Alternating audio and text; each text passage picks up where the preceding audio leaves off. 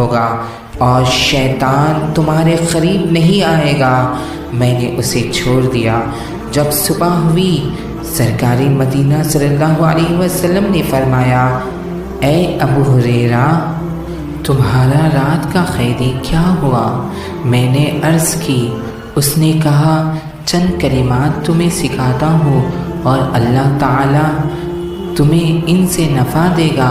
سرکار مدینہ صلی اللہ علیہ وسلم نے فرمایا، یہ بات سچ کہی، ویسے وہ بڑا جھوٹا ہے۔